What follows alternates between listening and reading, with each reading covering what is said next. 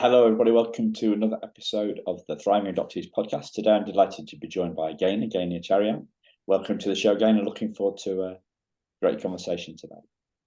Thanks, Simon. Great to be here. Yeah.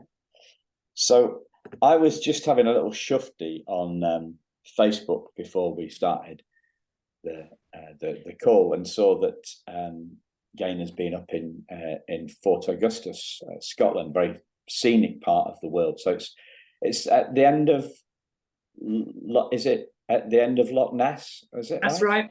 Yeah, that's correct. Yeah. The Caledonian Canal comes straight through the middle of Fort Augustus, and there's a river which also links into Loch Ness. Yeah, so you do the boat trip to look for the monster, of course. For the monster, yeah. And did you see the guy there that's been camped out for 20 odd years by the Nessie spotter? You see him there? No, I don't think he's actually in Fort Augustus. I think he must be somewhere else on the banks of Loch Ness. So. Very pretty part of the world, yeah. Very pretty part of the world. And you were saying that was there was a special reason that you went there. So. That's right, yes.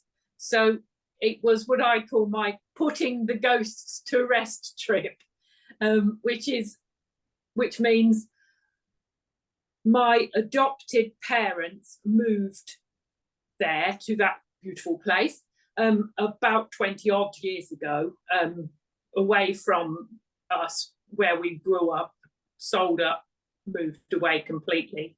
And it's a long way. It's 9 hours by car. And we cut off the roots with them many years ago. I didn't have a great adoption, so I hadn't had anything to do with them for many years, and I hadn't been to that lovely part of the world. We worked it out. It was 25 years since I'd been up there.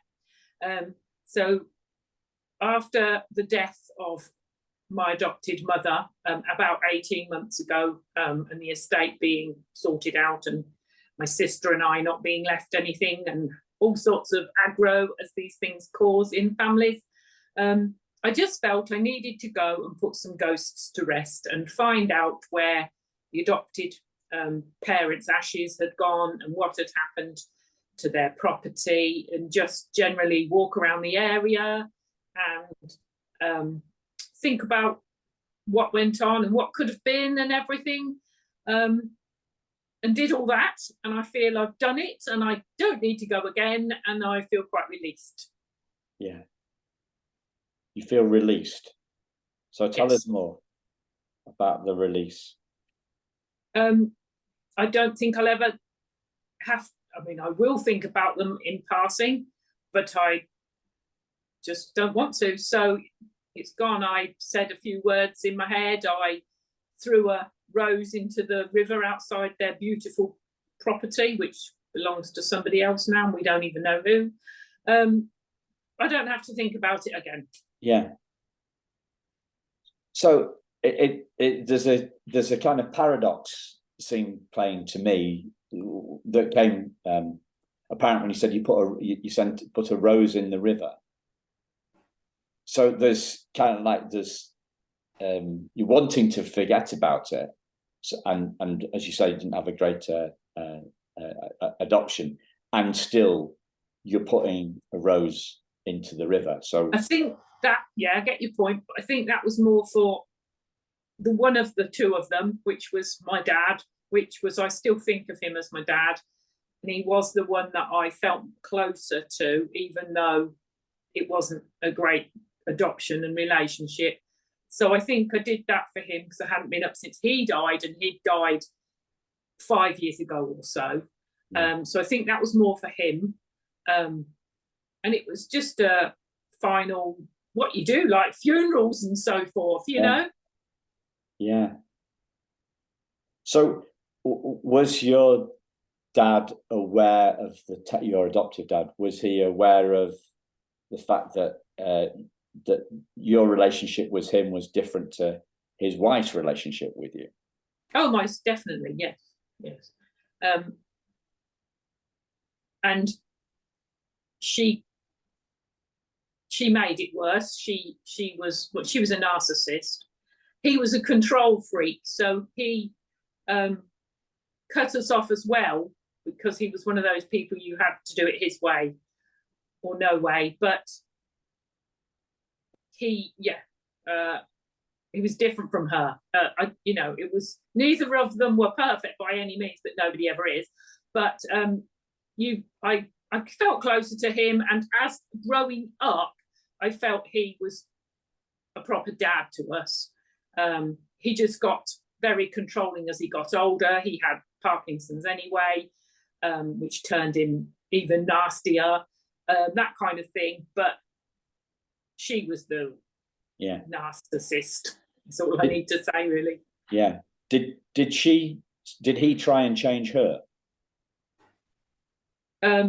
No, she was the stronger personality in the couple by a long way. She ruled him, and once she got some inheritance, that was it then. She was big time in control, and that's part of what went on when they moved to Scotland, because she'd had some inheritance. Right. Yeah. Wow. It's a beautiful part of the world, listeners, and not were there lots of midges, mosquitoes and stuff? Were you okay? No, we're really lucky. No, nice weather, not too hot, not too wet. Yeah, nice, no midges. Yeah, brilliant.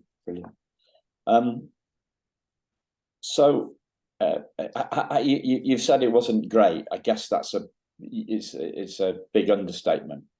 Yes. The adoption, yeah. I mean, we don't, but then we want to move on, don't we? And so I have moved on. There's always something in the back of your mind with you being adopted, whether it's your birth parents, your adopted parents, your upbringing, your relations, or something. There's always something there you've got, and it's part of the trauma. But it's all about moving on, isn't it, in life? And I do feel I've moved on, and writing my own memoirs really helped me move on. Yeah. It brought back some things I'd forgotten, as these things always do, but I felt released doing it. It was the best thing I've ever done for myself personally. So what were you released from? Well, how do you describe the trauma of adoption? It just seemed like a natural question. It's I guess there's so much the there. Feelings, all the feelings and the hurt and the identity issues and all the usual stuff, really. Yeah. We all go through. Yeah.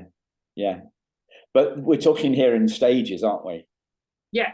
We're talking a stage. So there's a release, writing the memoir, and then there's another release thing. So it's the gift that keeps on giving. Yeah, your whole life is, though, isn't it, as an adoptee? I think, if you're lucky enough to have a reunion, that's another part of your release, because you found out your identity. Even going back as far as getting your records, it's all a moving on process through your life, isn't it? All the different stages. Yeah. And is it ever over? I mean, that is the big question. That's the big question. I do feel it's just about over for me. There's always going to be a trigger sometime one day, but I think it will be a small trigger, and I don't think it'll upset my life. Yeah. A mentor of mine describes it as falling. Most people talk about this release, this I guess enlightenment, for want of a better word. People talk about it as like a shift in perspective. It's a higher enlightenment. It's a higher stage. We get into a higher level of consciousness. We're living life on a higher level.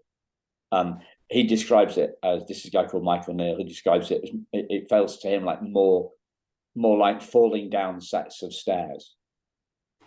So that you land, and you think you've found all there is to find, and then a couple of years later, you fall down another set of stairs, and you're jolted into a different place. Yeah. a different part of your identity or a different And view. I think you would, in that analogy, I think you would have started off right at the top of something like a lighthouse, something very high and tall with lots and lots of stairs. Yeah. Yeah. Yeah. And I guess it's a big thing, because knowing that it's that lifelong process, because otherwise we're going to lose our curiosity, aren't we? Yeah. It's done. Yeah. I don't really know what you mean, to be honest. Well, if we think that we have that we've got it all sussed, then we're going to stop. We're going to stop developing, aren't we? If we think that we've reached the best level that we're going to get to, then we're going to stop looking for other stuff. Yeah. I don't know. I'm not a therapist. No. Don't know. Yeah. When we spoke earlier, that was last month, about a month or so ago. I loved your matter of factness. Do you know what I mean? Like, black and white. That's me. I'll say it. Straightforward. You know, like we've done a couple. Yesterday, I did another interview with a Brit, and we've had a lot of. We haven't had many Brits on, right? So there's a different culture. There's a different culture at play. Absolutely. So you know, I throw these little questions out, thinking, yeah, but it doesn't. You're not taking the bait. No, different. Yeah, people go deep. I don't know. I think Americans go deeper. Good for them. Yeah. I do. I think they go deeper. I'm not one of those kind of people. I've studied myself, but I feel like I've come out the other side on the whole. All have bad days. We all have bad days, but they're very small, and you've got to move on, think of the future. And I'm that type of person, I'm pleased to say. Yeah. But a lot of it is to do with the fact that I've had a good reunion. I was very lucky, so I don't have to look back at that. I know all my past. I know where I came from. There's always the what if and what could be, but I'm the one of those people that genuinely believes I wouldn't be the person I am today. I wouldn't live where I live. I wouldn't do what I do. I wouldn't have the family I have. So I've moved on, you know, and not looked too far back. But I've luckily enough had a wonderful reunion. So that helps and makes a big difference. So yeah, I'm happy in my own life, my own family, and I'm of an age where I've done stuff and I've come away from it now. I'm thinking more of retirement and I've got grandchildren and all that kind of stuff in my life, you know. You're thinking about retirement, or you've already retired? No, I'm planning for retirement, hopefully. Yeah. What's your day job? I manage a community centre in the village where I live. All right, cool. That sounds like a nice job. Yeah, it's not bad. It's like every job. Yeah, on the whole, it's been great. Yeah.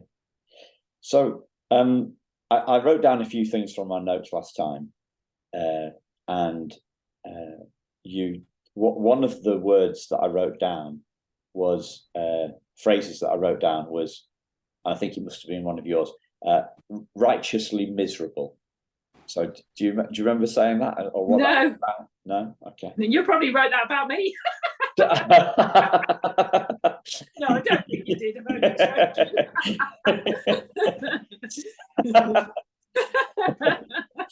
No. Yeah, I do use some words, but righteously, no, I don't use that word. And I had very righteous adoptees. Came into play there. Yeah. Yeah, I'm laughing because that's not how I see you at all. Where I go to when I hear the miserable stuff is this this idea. I don't know, because you're down in Northamptonshire, aren't you? So, Yeah, that's right. So it's about 2.5 hours drive or so. If I get to somewhere around there, 2.5 hours, maybe a little bit more, a little bit less. So I'm further north, listeners in Yorkshire, and we have this thing in Yorkshire called miserable weather. Do you have this thing in Northamptonshire? Do you have miserable weather? Well, I suppose so. Yeah. The whole of the UK's got miserable weather. Well, it's this idea that the weather makes us miserable. No, it's true though. It is true though, isn't it? You feel so much better in the sunshine. Well, have you ever been happy in the rain? Yes. Yeah. Have you ever been sad in the sunshine? Yes. It's true though, isn't it? You don't analyse it like that though, do you? When it's happening. do you? Sort your life out. Get a grip on yourself. It's supposed the thing here, listeners, for the stereotypes of the people from the north of England is that we're supposed to be the ones that say, that are less up our own behinds. We're supposed to call a spade, and give our heads a shake and be no nonsense northerners. But I've obviously not followed that path. And I probably followed it more than you. Pardon? And I'm probably more like it than you. Exactly. So you did say the word. I've written down the word "move on." And you've said that, so that obviously must have been your word. Righteously miserable, somebody else's words, not mine, not yours, somebody else's. You talked about two things: finding you and accepting you. And I mean, I guess you mean finding yourself and accepting yourself. So, what does that mean to you, Gaynor? Well, I wrote a note too, and I put any relationship starts with yourself first. Yeah. So you've got to be happy in your own skin, and it comes eventually. And I think age and experience and life things that will get thrown at you help you get there, because you're not going to be happy in your own skin as a younger person. Some people are, but it's rare. Especially adoptees, you've got to work through the process and hopefully get there. And hopefully you'll get to be happy in your own skin. Relationships start with you. You come first. And that might sound selfish, but there's an element you have to be a bit selfish, don't you? Else you can't help other people if you don't look after yourself. Yeah, I was talking to some people yesterday in the States, and they're talking about adoptive parents, and they obviously the example would apply for parents as well, and they were asking me what's most important, and I said, well, the same thing as you. It starts with us. And I was a guest on a podcast with an adoptive mum a couple of days ago, and she said, well, what's your take on the most important thing, Simon, that adoptive parents need to know? And I said, well, any relationship starts with us. So a lot of adoptive parents and parents think it's about the kid. Well, it's not. It's about you. So me and my wife haven't got any kids. So, but I know my relationship with my wife. It's about me and my grounding, or my being comfortable in my own skin. Me not being knocked off course, because I've got more agency over me than I've got over her. I have no agency over her whatsoever. And when I've learned this from parents, but when I talk to other and seen the parallels in my own life, but when I talk to parents about this, they get quite uncomfortable for some reason. They, like no, it's not about, and they're not quite sure. They don't really want to accept it. There's a little bit of bum curling, as we call it. Yeah, that comes with experience and age as well. I have 4 children of my own, and I've always believed that happy parents make happy children. Obviously, the child is your number one priority, but you've seen it, haven't you? Like all through your life with different people, whether they're whether parents, whether they're adopted parents, or whatever. The children suffer if the parents are suffering, whatever this, whether it's a divorce, whether it's the relationship with each other, whether it's whatever, in the person themselves, whether they've become unfortunately addicted to something, or whatever the problem with the parent is, the relationship, themselves, or whatever, the children suffer. The parent has to be the person that has to know where themselves, don't they, first, themselves first, not selfish first. That's a different type of thing. That's probably what other people thought you meant, maybe. Okay. But you didn't mean that. No, I meant putting our own oxygen masks on first. Correct. How can you help anyone? It's the truth, isn't it? Yeah. But most parents will say, if they're happy, I'm happy. Yeah, but so they got it the wrong way round. Yes, they say that, but it's not the right way round. I don't think it's the right way round. No, it's different as they grow older and you grow older and all that. The whole dynamics all change. But when we're talking about smaller children, yeah, you put them first in your life, but that's not what we're talking about. Happy children come from happy parents, don't they? Yeah. So you obviously had a really duff role model of how to be a mum from your adoptive mum. How did that? How did you flip that round? Did you use that as That's exactly. You've said it. You've hit the nail on the head. I had to flip it round. I had to do that. I don't want to be like her. I want to be the opposite to her. And I had to make sure I was the opposite to her.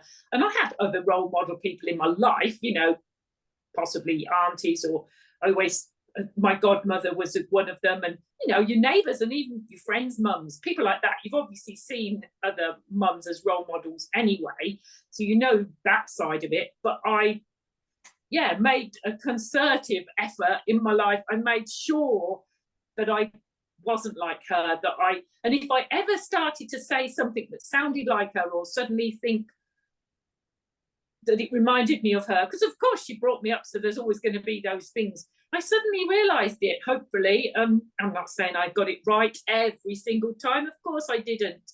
Not perfect, and I wasn't the perfect mother, but I did step back as many times as I possibly could and think, don't do it like her. Yeah. I think a lot of people try to do that. I know my wife can push my buttons by saying, "Oh, that's what Dad would say." Oh, so it's easier. It's easier, perhaps. I find it easy to talk about these things with pointless examples, right? So, I'm talking about table manners. Like how you hold your knife and fork, right? But my dad he had a bit of a hang up with that stuff, right? Table manners. And I've got that from him. My adopted dad. I didn't never met my biological dad. So it's actually an automatic response. Like I will pull a face. I will pull a face. I'm not. It's not. I'm on autopilot. And then the wife might say something, and it hurts when I realise that I've been on autopilot, and I don't, like I'm judging her like my dad would judge me for the way that I hold my knife and fork. Yeah, it's easy done. Easy done. We can. Well, It's done. But you sometimes do it, and you're sorry afterwards, or you do it, and unconsciously, and maybe the other person, your partner, picks you up on it, which is a good thing. Or you have to apologise afterwards if it was an awful thing, don't you? It happens because it's it's nurture, isn't it? It's the nurture. The nature is the bit that you were given in your genes. The nurture is what you got, how you got brought up. And some of it isn't that bad, really. You just have to think like that, don't you? You have to think, yeah. Oh, well, that's not that bad. But yeah. Some of it is. I think a lot of people want to be different parents to the way they were parented. To what extent they achieve that goal, I really haven't got a clue. But my gut, as I mull this over, would be that less of them achieve the difference that they want to do, that they want to make. They fall for the autopilot perhaps more than the conscious choice overall. But that's, what do I know? Like most of our mates haven't got any kids, so I'm perhaps rather unqualified to say stuff. How do you see that? Yeah, it's not the easy thing to do, but I think a lot of people that had bad childhoods can do it and do it. Yeah. So can you tell us a little bit more about your take on this then, rather than generalizing it? My take? Yeah. So I asked the question by saying you had a terrible role model, and I stumbled on the right word somehow. You said you flipped it. You said, right, I want to be the opposite of her. So what did that? Can you put any more kind of flesh on that on that bone of an idea, or have we gone as far as we could go? Do you know what? You'd have to ask my children. I think you'd have to ask my children, wouldn't you? Did I do it right? I think I did. They turned into wonderful adults, and I would love them to say that they're bringing up their children like me, and I do think my daughter possibly would say that. So I feel I did a good job. So I think I did it. I think that's the truth of it. Yeah. That's brilliant. That's the best answer, really. The proof is in the pudding. Yeah. Proof is in the pudding. So let me take you back to the finding yourself and accepting yourself. And you talked about that being a process. So is that something that you can put a bit more flesh on? Can you give us a little bit more detail on that, what that looked like? You go through periods in your life where you don't even think about being adopted. So it's not like it's something, some people think of it every day, but I wasn't one of those people. So the whole process starts, something triggers you, I think.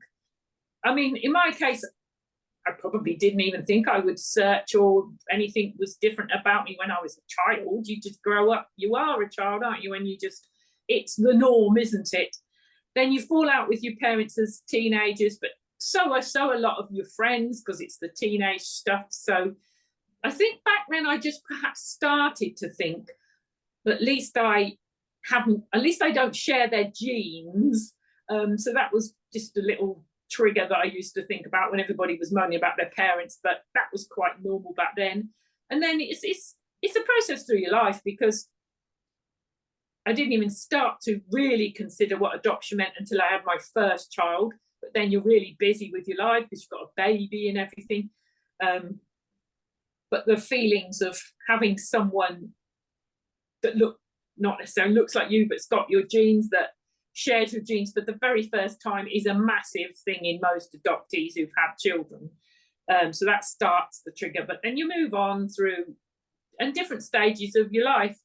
Obviously, if you want to search, that's the next healing bit of the process, finding out who you were, where you've come from. It's all healing along the way. A big part of it was meeting my birth family for me. And I was one of the lucky ones to have a good reunion and a good relationship, and that doesn't happen for everybody, unfortunately. But I do know lots of adoptees that still say they were grateful to find out their information, even though it wasn't a good outcome. At least they knew a lot about their history. I think that ticks off another box along the way. Mine was a good one, so I learned a lot more about myself and the life I would have had and could have had. And you go through that process of, but then you move on and realise that that's another stage and another step, and just generally different things in your life as you move along. And joining groups of like-minded adoptees really helped me, talking about it, getting to know other people and sharing stories and finding some similarities. Everybody's different, as we both know.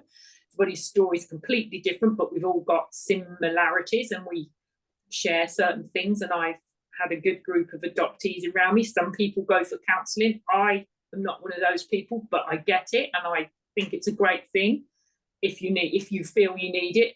I've always had support from my husband, so he's my counsellor, so that's okay with me, but I get why people do, and I think it's a good thing if you need it. And all these different things in your life help you move on slowly through the process. And then I just, well, it was the movement for an adoption apology that I got involved with, and realised that would help everybody if there was an apology, birth mothers and adoptees, for all the things that happened. So I did an interview for the BBC as part of that. I met a lot more new people and learned a lot more all about the organisation and so forth. That helped me to keep moving on. And then that prompted me to write my own story, which has been a big release. And I've put it all down on paper. And I do feel like I've finally reached an almost ending. As we both said, there's never going to be a final step on that staircase, probably. And you take a back step now and again up the staircase if something happens to you to trigger it. But the further on you go, the less triggers they are, because you know they're going to come, or you've met them before or whatever. So I genuinely feel like I'm maybe, what should we say, 4 steps from the bottom, perhaps. Oh, right, okay. Not 3.5 or 4. No, okay. I don't know, difficult to say. Yeah. Who knows? The apology stuff then. So they've had one in Scotland, haven't they? And Wales. So what does that, why does that matter to you? Because of the way not just the birth mothers were treated, but the fact that we had our identities taken from us. Those files were sealed, very hard to get hold of. It's better these days. Everything's better these days. You can get hold of them better these days. People still have trouble searching and finding their families. Hence why things like the Long Lost Family Programme does so well. I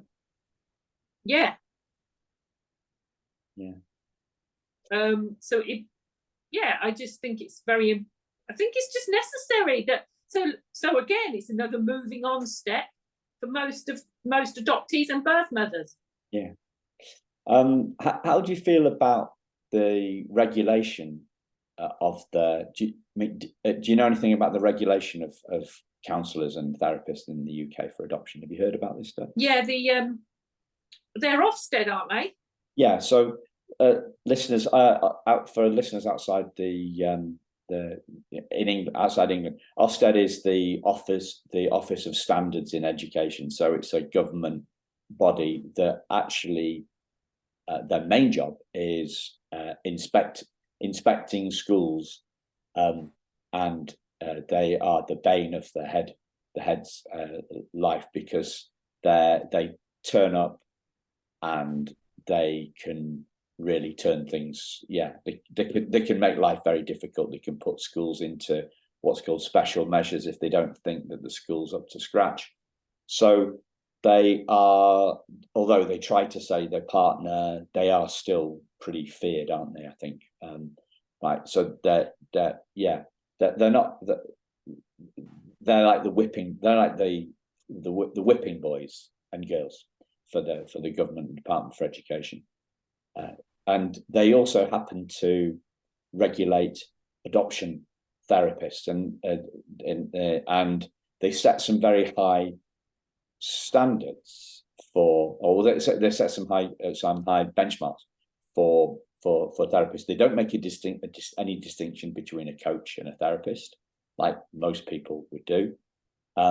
They have they've got some very tough standards in terms of financial ones. It's not just about the professional qualifications, but the net result of that is that if you go to a therapist and you don't know and you haven't yet figured that adoption is your issue, and if you say to the therapist, I'm adopted, the therapist has to actually say, no, I can't speak to you anymore.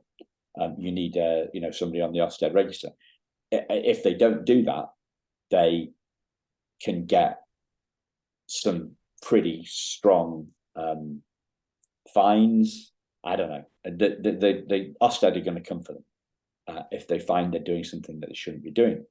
So this, to me, this seems to really limit the amount of professional therapists that want to go through those, jump through those hurdles. And in my opinion, that is another part of the things that are wrong, as well as those things that you've talked about, the systemic stuff. Well, this is a systemic restriction of therapists. That's just my opinion. No, you're right. Adopted mothers and adopted children and birth mothers should be able to get help and counselling as required. There should be specialist counsellors trained for each type of scenario, for one set for birth mothers and you know what I mean, and others for adoptees, solely for those things, not just other problems that people have, so that people can access it. That's the point, isn't it? They need to access it. They don't need some government department. They need the right people. Yeah, indeed. As you were, so I think this is as big an issue as the bureaucracy around getting our files. As you were describing the process to me, it seemed like just like a steady unfolding of wisdom in a very kind of matter-of-fact way, just taking each step on. Is that how it feels to you? Yeah, it was for me, because that's the kind of person I am. And I only had a few blips along the way, but I understand that lots of people do, suffer in various different ways. Finding that I had a different name was quite a biggish one for me. Goodness knows why I didn't realise it, but it just had never occurred to me. That was quite a big one for me.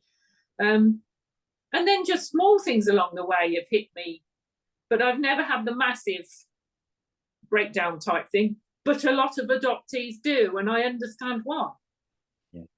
Yeah.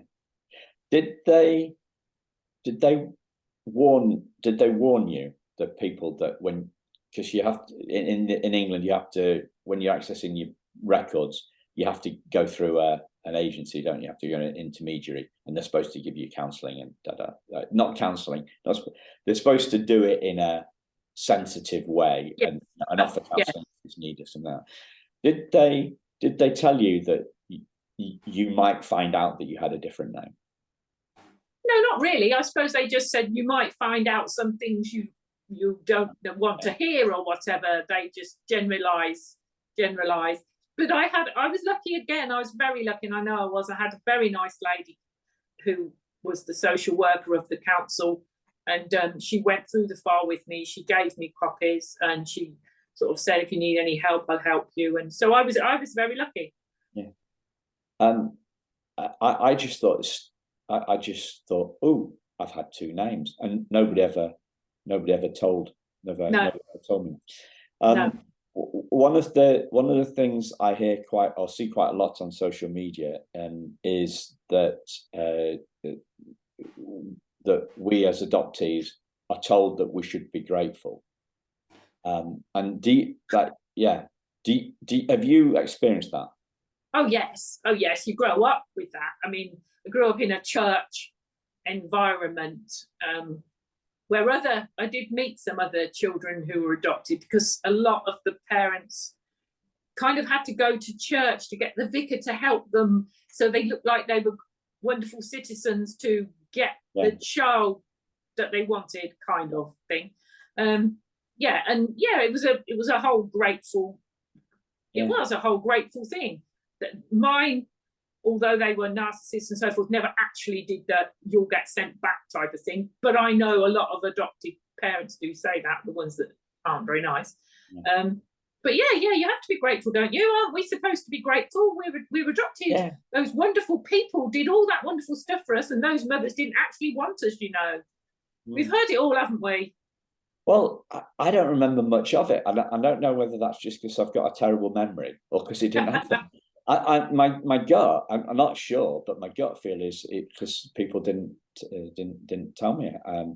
I've been, because I see I was talking to it with an American adoptee the other day, and I was saying, look, I'm not sure whether it's an American thing or a Brit thing, that it's not, it's a cultural difference.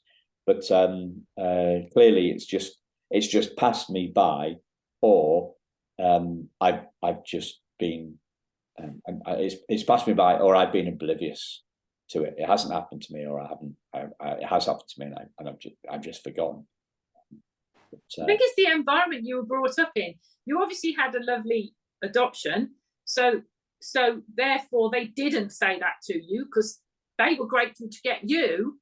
So that makes a difference.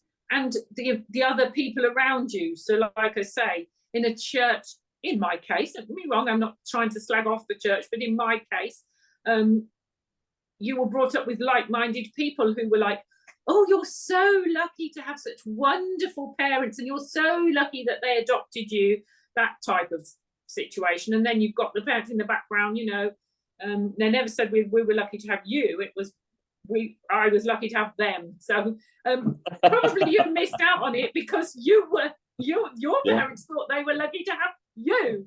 Yeah. I think you've just solved that conundrum. Thank you, Gaynor. Thank you. Yeah. Because my mum does say that. Yeah. How lovely. She does say that. That's lovely. Don't start me off. You get me off crying, because that's when I get upset, when I do hear about the wonderful adoptions that other people had and how their parents are still there for them now and help them find the birth family and all that kind of lovely stuff, or they've met the birth parents. Some people have that wonderful thing. So yeah, that's about the only time I get upset these days. Yeah. I think I won't divulge anymore in case my mum listens to this one. Right. Is there anything else that we've covered quite a lot of ground? Is there anything that I've not? Obviously, Gaynor's got a book out that she mentioned, and you did this in a rather unique way. You came up with a unique structure to structure the book. So can you tell the listeners more about that? So I'm not a natural writer, and it wasn't a massive ambition of mine to, be a writer or anything like that. Like I said, I wanted to tell my story, and I mainly wanted to tell my story for my grandchildren and remember people from my past that will get forgotten, that type of thing. That's how it sort of started. So I found the easiest way to do it. I've read other books like it, and people have written letters to people, and that's how I wrote my story. So I wrote my story in the form of letters to various people throughout my life. Not all people that I've met, some people I haven't met, some people like the Prime Minister that I've written to generally as the Prime Minister, not named, some famous people, but obviously people that meant a lot to me, and tried to do it through my life, starting with birth, going all the way through up to today. So then my last letter is like to my grandchildren for the future when they're older and can read it. Yeah, that's beautiful. There's I love that. I think that's brilliant, and it's such a novel way to do it. And I've started writing a book 3 times now, probably. Well, not probably, definitely, but I've never been quite sure of the structure. So I've thought I know what the structure is, and then I've written 10,000 words, and then I thought, oh, no, I don't really like the structure, which makes it a little bit tricky. You kind of like that you've wasted that time. But you haven't wasted that time, because you put it on paper, so it's still there, and it's showed you, it's taught you a lot. That process, that bit of the process has taught you a lot already. Yeah, I never thought about it. Yeah, and I'm wondering whether I've still got them somewhere. I think I have. Yeah, revisit them someday. Yeah, I will do. So if that sounds like it's of interest, listeners, then check out the show notes for links to Gaynor's book on Amazon. And yeah, thank you very much for sharing such a different take on this stuff. Thank you. Great to talk to you. Thanks a lot, listeners. We'll speak to you again very soon. Cheers. Bye-bye.